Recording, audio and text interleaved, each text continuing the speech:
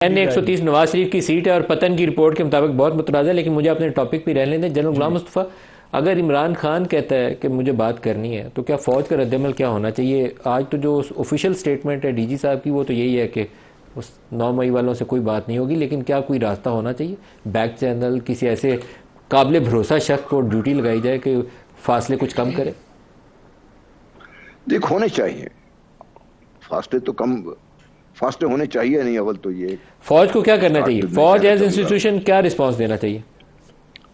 دیکھیے، فوج انسٹیٹیوشن، میرا اپنا خیال یہ ہے کہ بیک چینل بات چیت ہونی چاہیے، تاکہ ایک تو یہ ہے کہ خان صاحب جو بات کریں کیا اس پہ قائم رہیں گے، وہ کوئی گارنٹیز دے سکتے ہیں اس چیز کی؟ کیونکہ خان صاحب کے بھی بیانات نے اور ان کے خیالات نے پھر کبھی ایک طرف کبھی دوسری طرف ہوتا ہے، پہلے ان کو بھی اس کا بھی پتہ ہونا چاہیے۔ ساتھ دوسرے، پاکستان میں ایسی شخصیات تو ڈیفینیٹلی ہوں گی جو فوج اور پی ٹی آئی کے درمیان اور اس طریقے سے حکومت کو بھی بیچ میں رہے۔ دیکھیے، میں اس بات سے خبری صاحب سے زیادہ احترام اختلاف کرتا ہوں کہ ٹھیک ہے ان کے ووٹ اتنے نہیں ہوں گے، لیکن وہ عوام کی کسی حد تک نمائندہ تو ہیں، چاہے وہ پیس پارٹی ہے، چاہے وہ نون لیگ ہے یا دوسری جماعتیں ہیں، ان کو بھی اتنے ہی سٹیک ہولڈرز ہیں پاکستان میں جتنے اور دوسری سیاسی جماعتیں ہیں، ان کو بھی آپ کو ساتھ میں لانا پڑے گا، اس کا باہر نہیں رکھ سکتے ان کو۔